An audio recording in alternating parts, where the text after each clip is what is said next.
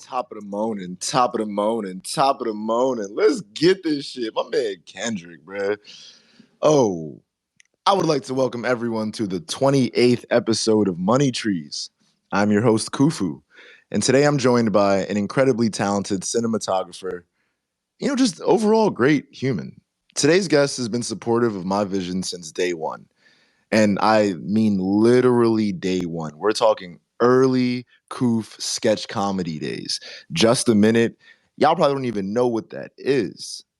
You definitely don't. Some of you might. Anyway, this man's words and guidance have helped me get where I'm at. He is the founder of Rosewood Mediahouse. Let's welcome Ernie Pierce to the show. How are you doing today, E?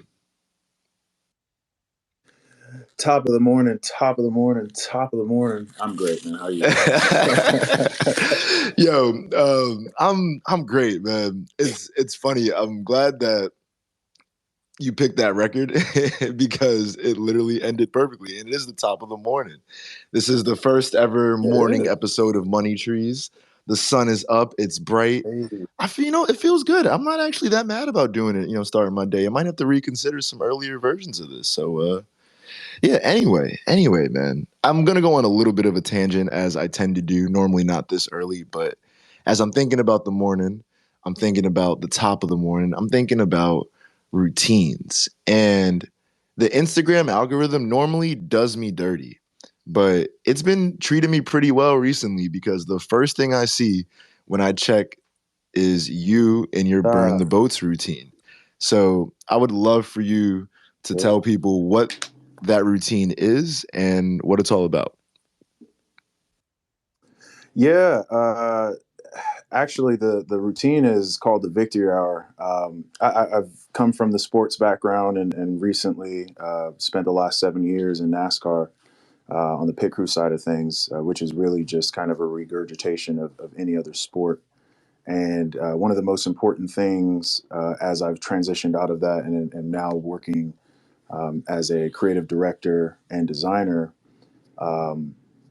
not having the locker room space or environment to really be able to sharpen my weapons against other top tier talent and competition has forced me to turn inwards, and that has turned into a routine which I found called the Victory Hour. So it's the first hour of the day, no matter what time you wake up. You segment it in 20 minutes, and it's 20 minutes of movement, whatever it is that you want, 20 minutes of reflection, either meditating or writing down something in your journal, and the last 20 is learning.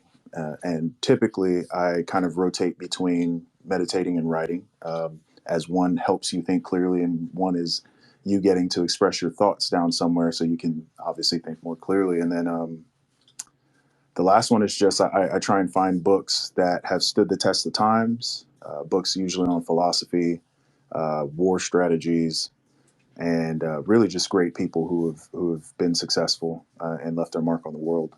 And so I've been doing that every day as a means to combat adversity and attrition. So, yeah. Oh, my G. So let me correct myself. The Victory Hour. My confusion came about is I was thinking Victory Hour was the time where it's like you're doing this during the Victory Hour, but Victory Hour in the positive. It's weird how affirmations and words matter though. We're even thinking about that Victory Hour versus burn the boats. There's a much more, I won't say positive or focused connotation behind the Victory Hour. And so the burn the boats came from a kind of like a creed, a philosophy, if you will. And some people have heard of it. I didn't realize how many people have never heard of that expression, burn the boats. It was kind of coined 1519 when Hernan Cortez and the conquistadors went to go to South America. I believe it was to pillage the Mayan culture and civilization. And, they're coming all the way from Spain, and, guys are getting scared that, the Mayans weren't to play with. The Mayans and the Aztecs were, they were a serious lot of people when you were coming into their land. So Hernan Cortez ordered 10 of the 11 ships that they brought over to be burned in order to not necessarily strike fear into his men, but to make them resolve within themselves that it was either we get this or we die trying to get this. But either way, you're not going home. Uh, and so I appreciate that philosophy of putting your back against the wall and just swing. Even if you're going down, you keep swinging. And when you burn everything else, everything that's come before you, you don't rest on your laurels. You don't rest on what you've done before.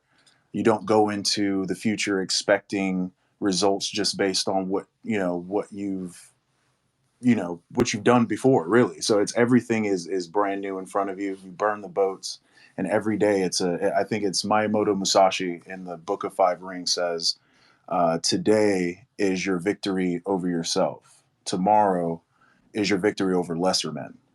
And so, like, I love that quote because it means that today is victory over myself. Tomorrow would be over a lesser man. But if today is always the victory over myself, that means tomorrow I'm going to fight the lesser version of myself. So it's always this constant cycle of like getting better. Nothing is not necessarily good enough. Like you won't be satiated, but you don't rest. You don't wait for the enemy to come. Rather, you be prepared for when and if he comes. You know what I'm saying?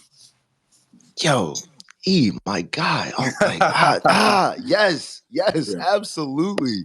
I've said it on this show before that I'm inspired by the people around me, but I only compete against myself. And I can look at the achievements and the accomplishments from so many of the, talented humans that I come across in my day to day, but I can't compare my own successes to those. I can only compete to reach similar levels in regards to how that affects me and myself. Of course, that quote was a much more eloquent way of saying it. As I said in the intro, your words, your guidance have been it's been amazing, man. Like, we had such a random chance meeting, uh connected, and even the origin of that, it's not even Dude, that interesting. Oh, you okay, tell okay. the story. Your version of it is so much better than mine. I don't think so, man, because mine's basic. So I went into the bank, and I don't even remember what I went into the bank for. And then it's just like, you're not expecting to ever get great service at the bank, at least for me. I wasn't a Chase private client. And this is what, 2014, I want to say, 13, 14. 2013, Yeah, 2014. I think it was like early 14, if I'm not mistaken. I think you're right. Yeah. Because I just got to North Carolina. Um, it might have been either way. It was either late 2013, early 2014. I go into the bank. I'm expecting it to be this like super just blah experience. And you weren't even the main person that I was working with. That person like brought you over. And then I don't even know why I was in the bank. But from the moment that we started speaking, you were talking about your background in football and just the athletic side. And I was like, oh shit, like, yo, wait a second. Had to fly his suit on in the bank. And I'm like, nah, my guy has some dope energy. And we connected. And, I had I mentioned earlier the sketch comedy. I had a 60-second sketch show called Just a Minute.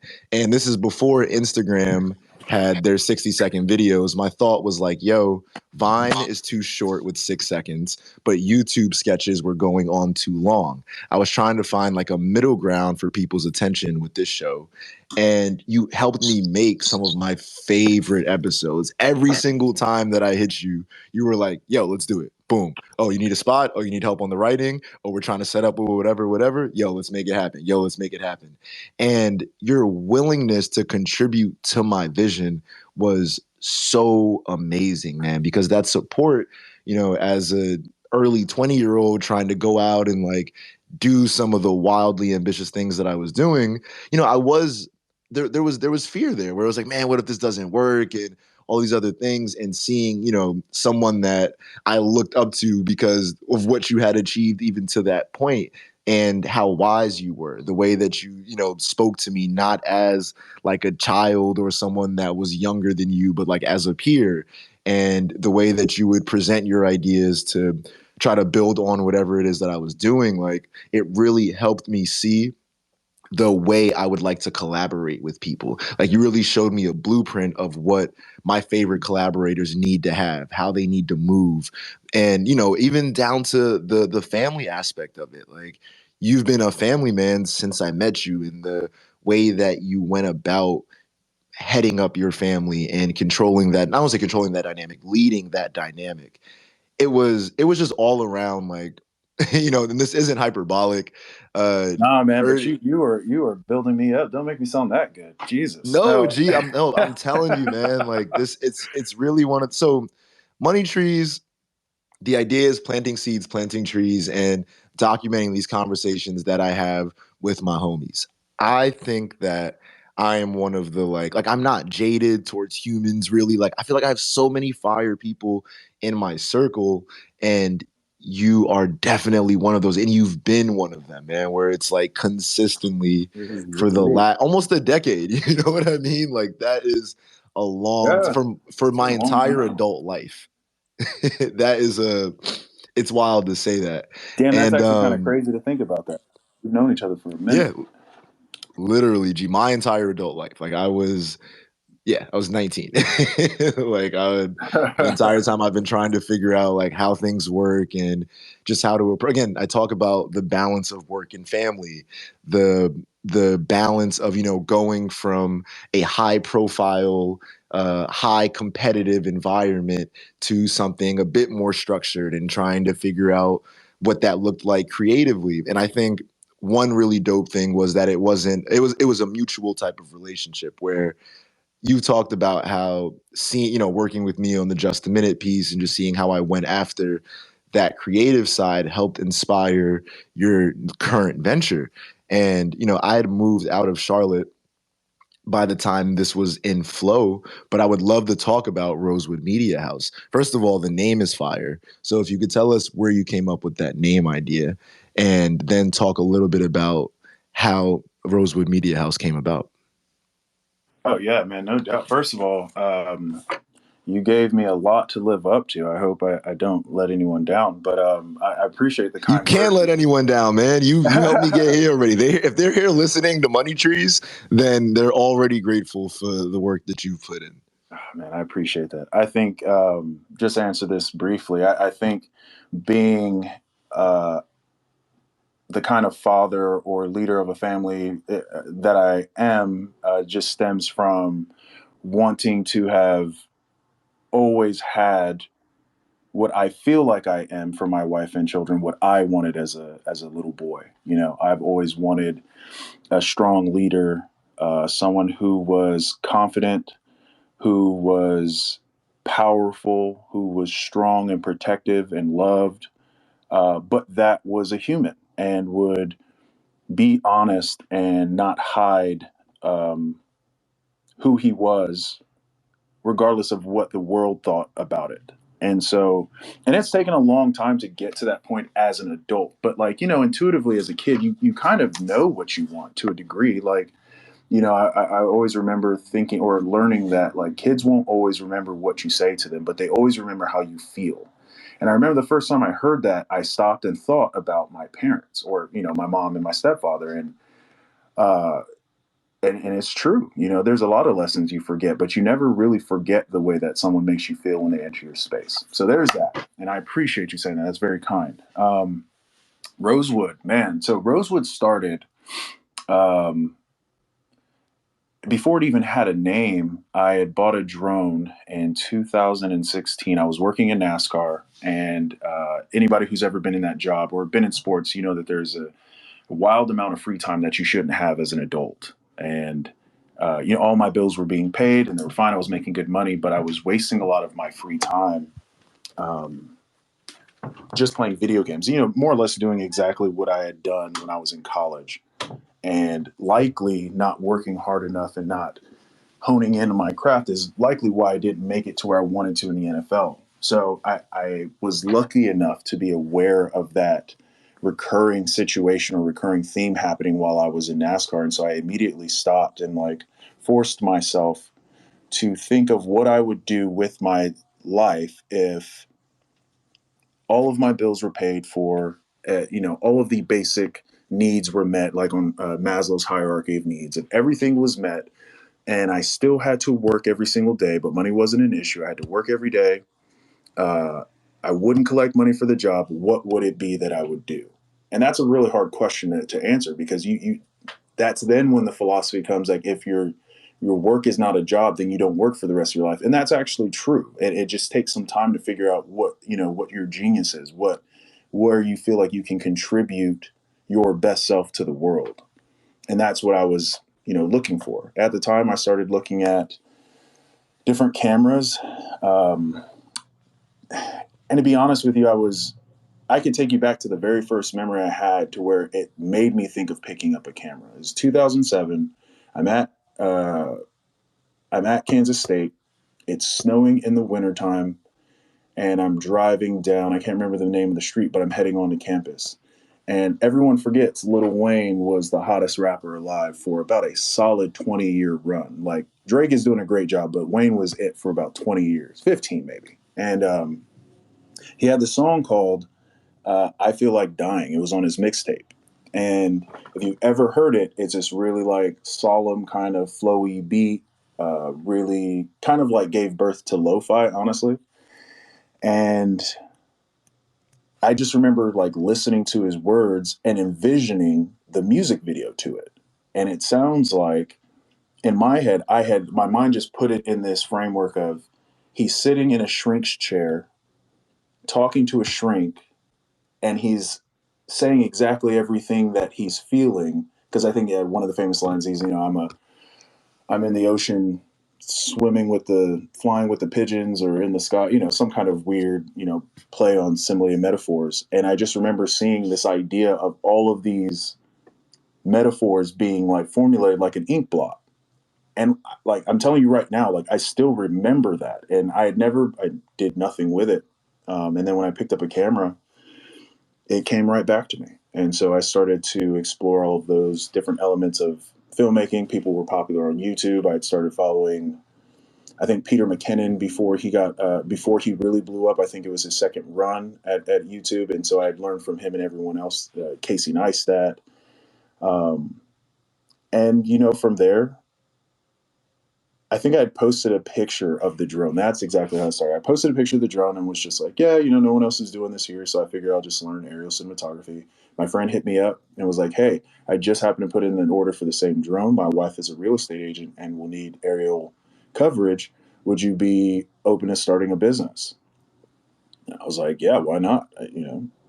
Flying a drone is no different than playing video games, to be honest. And I grew up a black nerd in the '90s. I've played video games. I've played every system that was created. I owned an Atari. Um, God, that aged me. But yeah, that's how it started. And then Rosewood, the name came up because I'm one of those kind of cheesy people. When it comes to creativity, sometimes it's hard for two different minds to come up with a name. He was much more of a business minded person. So he's like, make it easy, make it this. And I was like, nah, we got to make it something sexy.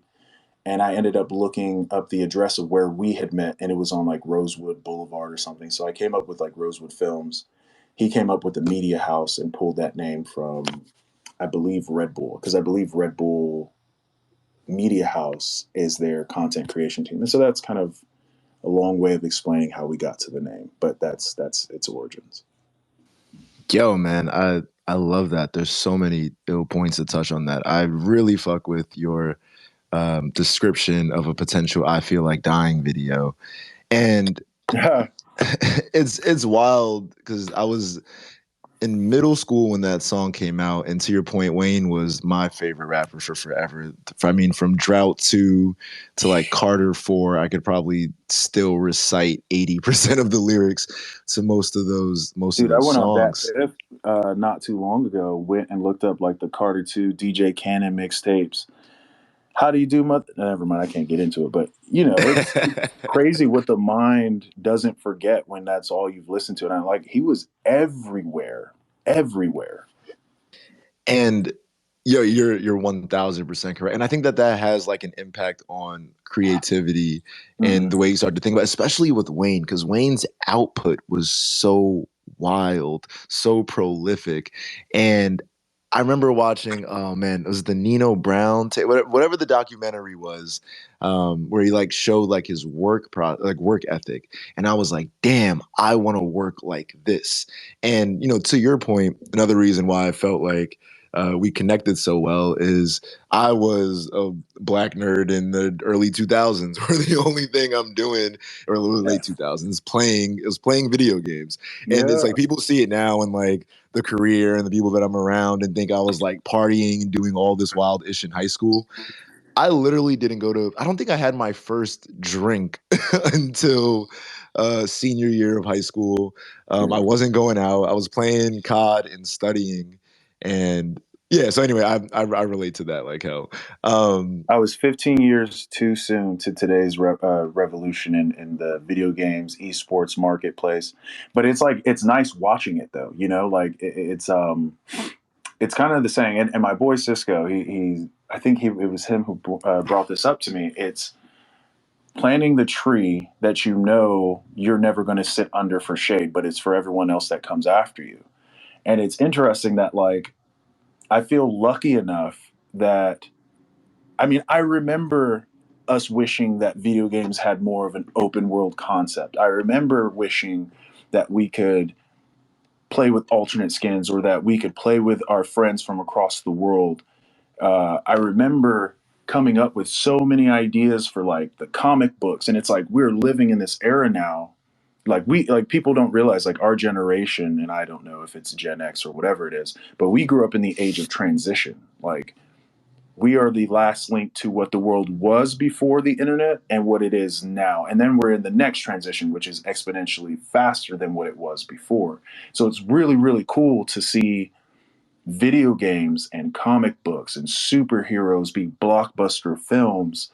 And the nerds are running shit now. And I love that. And I'm here for it. And it's like, I maybe missed out on the video game side as far as like I'm not going to get on here and stream me playing video games on a competitive side. Like I'm kind of past that point. Now I will play all my video games on hard. There's nothing below the neck, all headshots. But um, I feel like now I'm getting to watch like kids enjoy what we enjoyed, how we enjoyed it.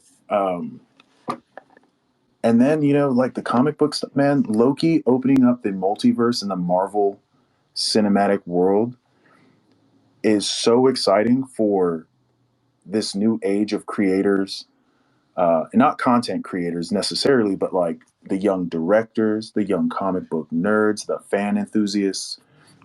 I mean, and you see what Disney's doing with Star Wars Visions, and then we're getting back Boba Fett. And then they just announced, yes, sorry about that car right there, but then they just announced that like Obi-Wan's finally getting his board. Like, there's so much cool nerd shit coming out that I'm super happy that I was there early enough to know what's going on. Too early to enjoy it the way the young kids will for a longer period of time, but just there enough to sit on the sidelines, contribute a little bit, but really just enjoy the scene. And I think that's what, like, if you're lucky enough to be aware, you find those pockets in your life where you get to enjoy not necessarily doing the work, but really just enjoying like the scenery as if like you're just on the best journey ever. And that's kind of what I feel like right now. Yo, man, yeah, I miss chopping it up with you, man. It's Hey, so deadass well man, this is said. this is what happens Such when we great get on the phone. quotes. So you already know what time it is. Yo, for real. And okay, so you touched on the transitional period and how exponentially faster, technology is advancing, and even like game systems or the way that we interact with each other through social media or our handheld devices Yep. is completely different. It's I feel like we've got, it used to be what, 10 to 12 years for innovation, and that's cut in half. Or more than half, damn near like 3 to 5 years, where it's advancing really, really quickly. One of those new advancements is this whole concept of blockchain and Web3. So we've touched on some amazing just human elements today, and I don't know how much time we're going to spend on the Web3 piece of it, but I do want to talk a little bit about it and just think like, okay, so you have Rosewood, you have this new technology that's happening. We're at a point where we are at the early days. Where to your point, I wish that I could have been a streamer. The way I was playing Call of excuse me, the way I was playing Call of Duty back in the day, I 1000% would have been live streaming, full setup, and been enjoying that. So when I think about this new opportunity we have, this is an even bigger sandbox than I would say anything that's happened in the last 20 years. For Like to sure. me, this is as big as the advent of like, transacting on the internet in the late 90s. And so what's been your experience with Web3 so far? Man, so it's interesting because I've watched a lot of NFT videos, YouTube tutorials. I've sat in on a few conversations to learn it. And the truth of the matter is I get the direction that it's going. It's putting the control and the ownership back in the hands of the creator, which I think is a, a long time coming. And I'm excited for all of the creators that, in my personal opinion, the ones that do like the actual physical art, then turn it into an NFT. Like, I like that concept. I like the idea that anybody can own something that I created, and that no matter how many times it sells, I will always see a little bit of residual from it. I think that's amazing, and I'm with that, and I'm here for it. I don't know enough to be dangerous, and I'd rather be transparent about that. And so I do have a couple friends within my network that this is all they do, and that's all they talk about. So I rely on their wisdom. But I mean, they put me up on all kinds of different games and like what different projects are meant to do, the different levels of the blockchain. Like, if one is, God, I'm trying to think of, it's not Solano. Yeah, no, there's Solana. There's like that's a different blockchain than Ethereum. It's a Yeah, lower cost transaction one. yeah, So you said something that I think is ill, right? It's that ability to acknowledge what you don't know and be willing to go and get after that education, that information. Being dangerous in this space. I'm going to tell you this right now. I don't think anyone is an expert in it yet because I keep using that late 90s analogy. You couldn't have been an expert in the internet then, comparatively, because Instagram and social media wasn't really a thing. So you might understand the technicals of how it works on the back end, but the actual use cases and the way to build these massive, massive brands or apps or protocols or however you want to, whatever your goal is, I don't think that anyone's really figured it out yet. I think we have some great examples. I think there are people well on their way to doing it, some a lot more dangerous than others, clearly by these valuations. But we know, again, that late 90s, there were a lot of companies worth a lot of money that are not around anymore or are no longer relevant. And so when I think about my circle and the education that I've gotten over the last year in the space and how to make the people around me more dangerous in it, or just people at large, I think Black people as a whole need to be in Web3, full stop.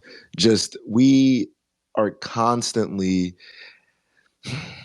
I want to word this correctly. creating essentially all of the momentum and what's popular in today's culture from everything. And what's interesting about that And we're is, retaining very yeah, little of the capital. right, Yes. Yeah. right. So I think Web3 gives everyone the opportunity to own their intellectual rights to whatever it is that they create, which again is great. I think where we end up with the problem in the transition is what Web 2 was and how convenient it was and is to be able to sign in and have, cookies or whatever. Like, it's crazy how many, that the banners pop up for cookies now everywhere since 2020. And being able to save all of your information so that you don't have to think about it as you're signing in.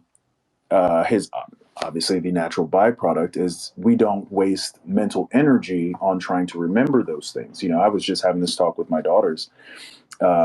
They're little gizmo watches and phones that only work on Wi-Fi. I'm not giving them anything crazy yet, but they're being able to like um, get onto these platforms just by being able to sign in. Like, they don't know that we used to have phone numbers memorized.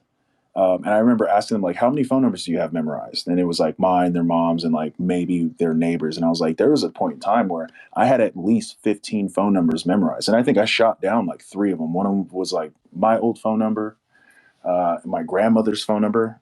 She still has the same phone number. My great grandmother at that. And I think like the local taco shop or something. But it's just crazy to go from having all of your information saved to now it's truly reliant on you, which I think is great. But I don't know that our society as a whole, in the way that we've been groomed and our attention spans have been prepared to only really be interested up to about 20 to 30 seconds.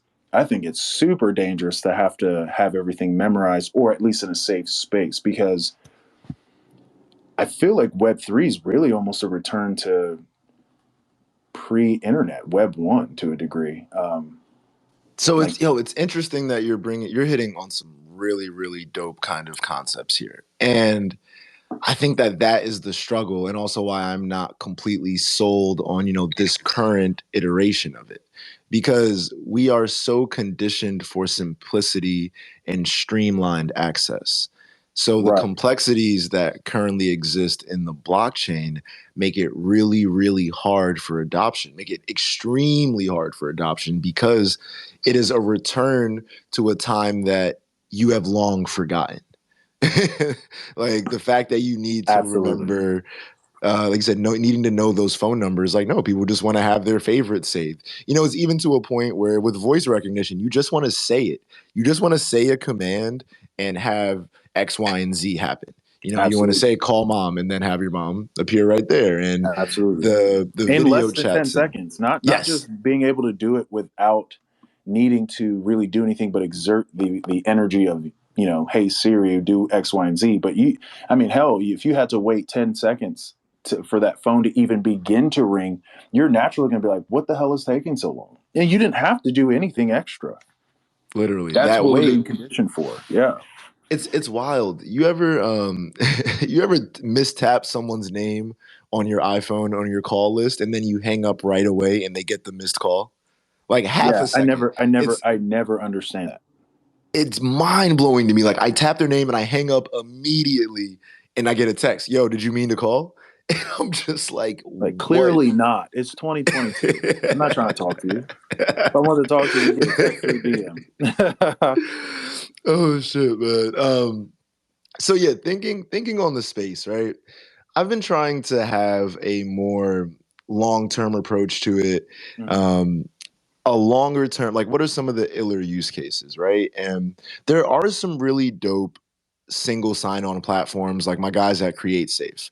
I'll shoot you over their info when we get off, but you can sign up with a Gmail, an Apple ID, or your Twitter account, and it Oh, immediately gives you an Ethereum, a Bitcoin, and a USDC wallet.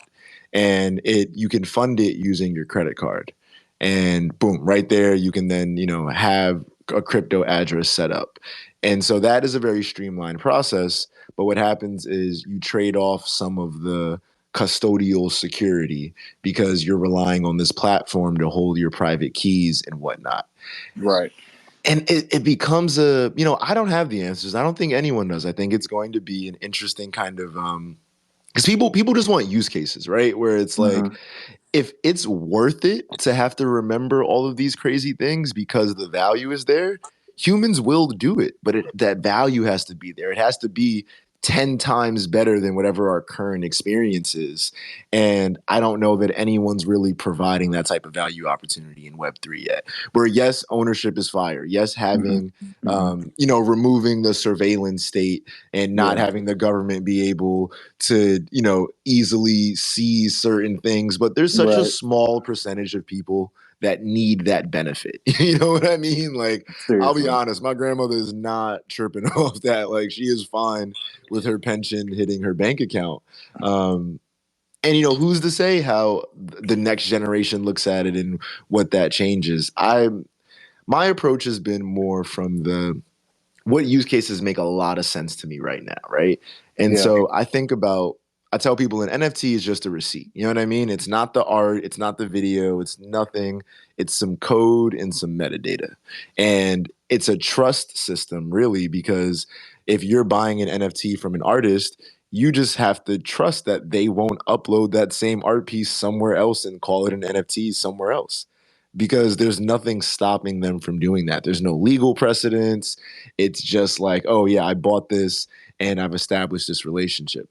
I keep using the Pokemon card example where like I would never spend $10,000 on a Pokemon card, but people will. So if you can create that value for someone and say, yo, this is worth X, Y, and Z, and you can get someone to buy it, then that's what it's worth. I spoke at a panel last night in Williamsburg, Web3 Wednesday. Shout out to Bask, Goldie Harris, Jamar, Maroof, Mint.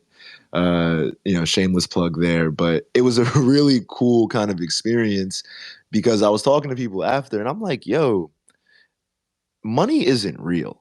And not everyone was looking at it. They were just kind of like, what do you mean? Like, nah, money is real. And I'm like, what makes money real? And one of the dudes was like, well, my son's tuition is real and I need money for his tuition. And I'm like, okay, but money's a technology. Money is an exchange. It's a way for you to get this good or service based off of a system. If you were able to talk your way into it, if you knew the dean and said, "Hey, I'll give a lecture in exchange for my son being able to go to this school," the dean, this is a very particular analogy based off what he had said, but the dean could try to pull strings to get him in. And if you wanted that lecture bad enough, your son would be able to attend with no money exchange. It was an exchange of information. It was an exchange of sound waves, really. And now you have this thing. There was a hacker that just got arrested. It was a couple on some Ozark shit. I don't know if you saw this story. $3.6 billion of Bitcoin was recovered a couple of days ago by the US government from a hack that happened in 2016. It was originally worth 72 million and with Bitcoin's increase in value it's now worth 3.6 billion. But one of the woman Heather, she talks about social engineering and ways to essentially hack and get things for free. And I use that example of like, yo, value, forget going back to Web 1, we're going back to like how economies fundamentally work, where it's like, yo, if I have 8 eggs and you have, 3 potatoes and I need those potatoes, we can exchange this. And so to me, that becomes the interesting thing with NFTs, where we can almost take money out of it, where it's just like, oh, okay, well, what is this worth? Are you valuing it in crypto or in fiat?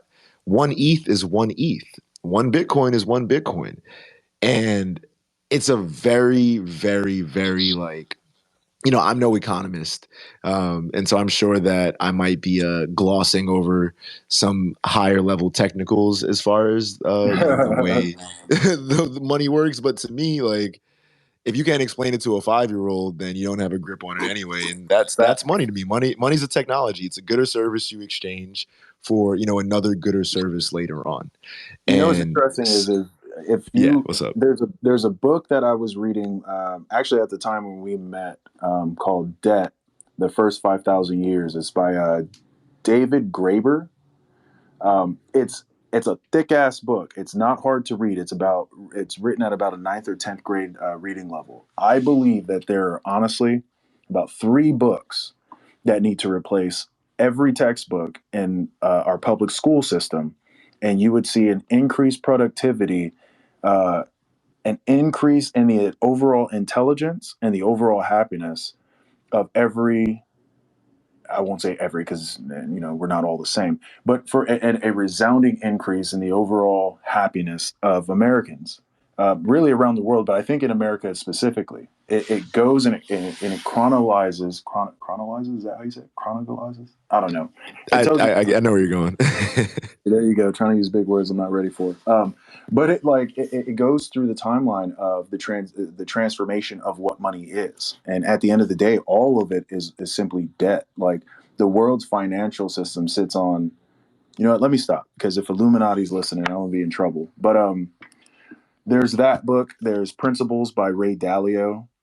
And then I think, of course, Rich Dad, Poor Dad. I think those three books alone would change just the base knowledge of how to operate in the world. And I think no matter where we're at, whether money is fiat, whether it's bullion, whether it's the greenback, whether it's essentially what the U.S. postage stamp started as, there are all principles behind all of these things. And I don't think that we're in a phase, just like you said, no one's perfected it. No one's a master of this current space. And anybody that says they are is lying to you, because this is so early that this is likely not even going to be where, obviously, where Web3 finishes. Like, if you look at where Web2 finished, we were nowhere near that when Instagram came out in the game, which The was iPhone, like the killer I device, was like there for that. touch screens. I saw touch screens come out. Dude, I remember when my oldest was 3 years old and I was sitting on my MacBook. I was playing around with some music. It was probably Logic. And she sat there and was messing around on my screen and like touched it and tried to move stuff. And I was just like, I wasn't really paying attention to her. And she was like, how come these aren't moving? And I just laughed. I was like, oh my God, that's the world you're going to grow up in. You're going to grow up in a world where all of the technology that we watched, you will have no prior knowledge of. Like, and one of the coolest little examples to do with kids is to ask them, hey, pretend you're talking on a phone, and then ask the same question to someone who's like 30 years of age or older. And our hands, the way that we like position our hands and what we do with them, that alone is different. That will show, like, there are so many subtle nuances to transition and change that, like, if you realize that you really don't ever have a true hold or grasp on the change of times, your best opportunity is to be aware, make your awareness as broad as you possibly can, and then delegate. Like, and that's why I was saying, I don't know enough about this stuff to be dangerous, but I know two people right now that can talk most people under the table about this. And I'm not saying that in a braggadocious way. I'm saying, like, I have a friend who all he does, I can leave this house right now and not call him. And if he's home, he's got his TV on YouTube where he's watching about the latest projects that are coming out. He's got his laptop open. He's looking at all of the white sheets for who's behind these projects. And then all he's doing is breaking this stuff down and finding out where the best opportunities lay. And he's making his investments based on his information. That's a person that I can trust to know not only what he's talking about, but because he's as close as he is to me, he can guide me in that space. And then from his information, I can tell him, well, this is what I want my company to do. This is what we're doing. This is where I'm hoping to move to. And these are my plans. How does Web3 fit into that? And I can trust his knowledge simply because, well, one, he's a high character level human, but I watch him work, and he knows a hell of a lot. Listen, XRP gets through this fiasco that they have with the court system, that man might disappear. So I'm excited. Yo, E man, we have touched. Yeah, I didn't know where this was gonna go. I genuinely, I had a couple of topics I wanted us to get to. We touched on most of them, but I think this is just indicative of how our conversations go. Like, they're not. We do have, strategic ones where we're like, yo, what's tangibly happening? But a lot of it is conceptual and like wrapping our mind around like, how are we moving? How best to move forward? How can we be, again, like I said, you are a great human. It's not as rote as like, okay, here, let's like, and not that we don't have plans, but to me, this is the shit that makes the plans flow smoother. Um, the only thing we did not get to touch on is some tangible things that you can do as a cinematographer. But to your point, Oh, you I can said you answer don't. that right now. Okay, boom, boom. Let's do that. Yeah, so I'm always on the lookout to learn from anybody who's come before me. I don't, as a younger adult, I think we all know of only, especially being an athlete, we really only know one way of getting things done, which is fast. And um, now I believe in simulation. So, like, I go and try and find everybody else that's come before me that's done really well, and I try and mimic what they do, build off of it, take some of their principles. And so, the people that I'm studying right now are Roger Deakins, Greg Fraser, Christopher Nolan, and Hoyt van Hoytema.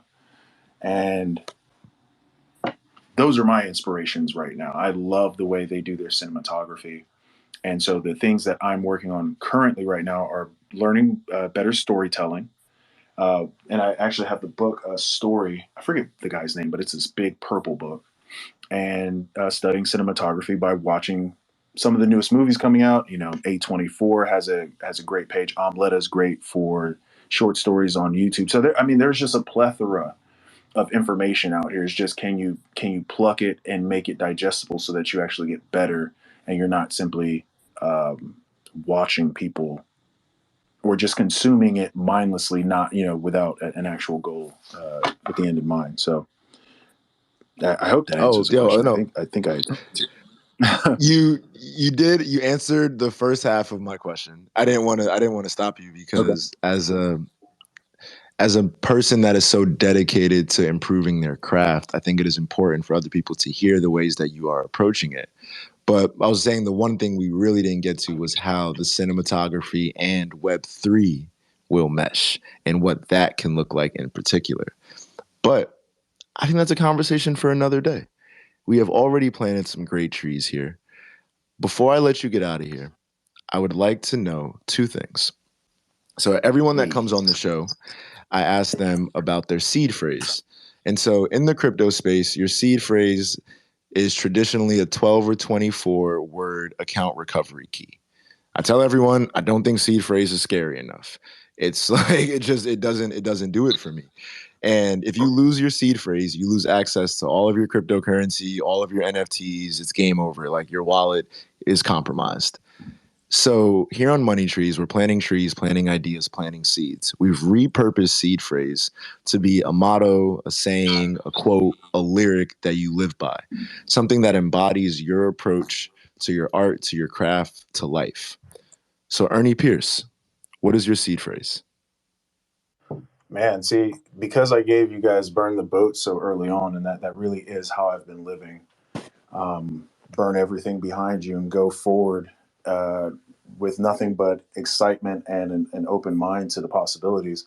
Another one would be the poem by William Ernest Henley, Invictus. And obviously, I'm not going to go through the whole thing, but the last part, it matters not how straight the gate, how charged with punishments the scroll. I am the master of my fate. I am the captain of my soul. And I have that um, printed out. It's taped to the inside of the door in my home office. And that's one of the last things I read before I walk out of this space. Sometimes it's not even the whole thing, it's just the last part. I'm the master of my fate and I'm the captain of my soul. And that's all I need to know and all I need to remember as I'm walking out of this house. Um, Whew, it that's, matters not how straight the gate. yep. You said how Matters. charged. Yeah. Oh, No, how no, see, no, charged no, with no. How punishment charged with punishments the scroll. There the we go. No, scroll. no, I got it. Yep. It matters not how straight the gate. How charged with punishments the scroll. I am the master of my fate. I am the captain of my soul. Yes, sir. I Yes, love sir. that, G. So that's that. My That is second. Oh, no, you're good. phrase. What's up? No, that I was was gonna it. say my second question. So Twitter be rugging us a little bit. A little delay there happened. My second question is: we are going to list. We are going to celebrate your appearance here today on Money Trees number 28. Yeah. We are going to mint this NFT as a one of one. What is the listing price going to be? Oh my God, man. Listen, it's hard for me to give an accurate. Let's do this. I'm trying to say this and not say it and sound like an asshole. Um, I'm excited for where I'm going in life, and I'm excited for the people that I've been surrounded by. And I kind of want to be careful about saying this, but I have no doubt that I'm going to end up where it is that I'm working to be at. And so it's hard to say what that's going to be worth someday. So, I mean, let's make it like $100 and leave it there. I mean, I don't know what that equates to in either an ETH or Solana, whichever one trades the best. But let's do that. I'm honestly just excited. I like the picture. The picture is super dope. I would have never thought to see my face on some currency, but I'm not gonna lie. I got half the mind to go print out some fake Ernie Pierce dollars and just like make it rain. Oh, Yeah, I'll send you the high res so you have that. let's Um, go. That is it's cool. gonna be minted on ETH, and I will convert that. You can go with the 100 US. What'll happen is it's a tradable asset, right? So the first person that collects it, as your career continues to boom, they may be able to turn a nice profit on it. And as you alluded to earlier, we are on the blockchain and there will be royalties attached to that. And so as the value of your career increases, it will reflect in the tradability of this note. I also feel like, to the point of just the concept of this show, I don't care what price they go, whether it's low, whether it's high. It's more symbolic to me. Mm. Like seeing the notes, the image you sent is fire. It was dope because I was talking to Fernando, the artist, about it, and he was like, "Oh, this one is ill with the accessories." And he's like, "I spent extra time on the detail, down to the camera, to the tattoo." But even that, Rosewood Mediahouse, you have the camera in your image, the lens pointing back out at us in this. Like it's Uh, gas, G. I really fuck with this note. Yeah, I want to thank you for coming on. This has been an incredible convo. We will have so much more to chop up on. I'm going to ask you this. This is literally just a personal question. all I've right. been doing like singular appearances, but Yeah. I think I need to bring people back on the show. No time soon, but like give the trees a minute to kind of develop and grow. But I don't know. I thought I was going to do all individual episodes, but what do you think? Do you think doing repeat episodes makes sense?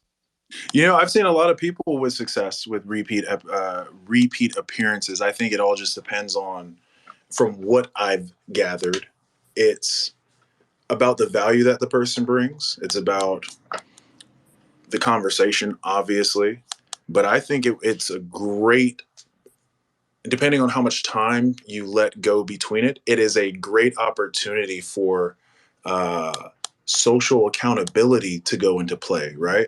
And it's scary because I'm saying this knowing that I'm going to have to back up whatever the fuck I'm saying right now.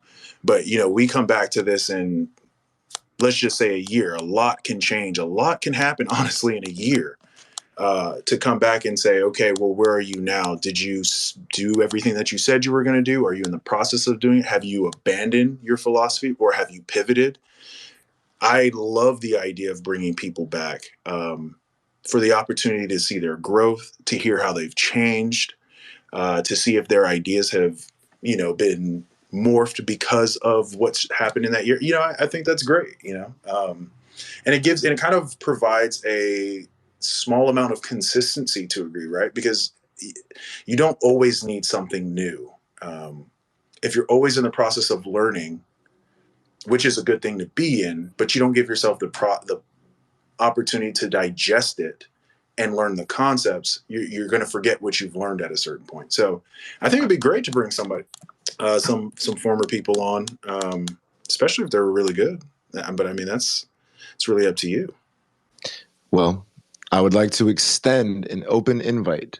Done. Any point in the future when you Done. would like to return to Money Trees, please pull back up. Whenever you request it, it is. It is No, done. no, no, no, no. No request on my end. You let me know when you feel that it's time for you to come check out the seed that you planted today, and talk about the growth that has happened on it.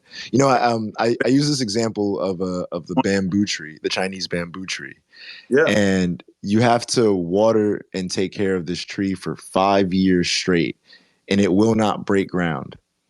And when it does break ground, it grows 90 feet in 5 weeks.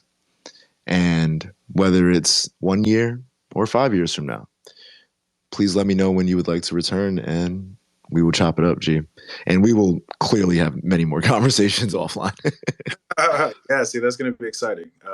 Yeah, I'm down. I'll make the request.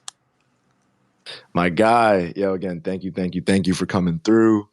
Enjoy the rest of your day. Send the family my love. Dope. And yeah, we out of here.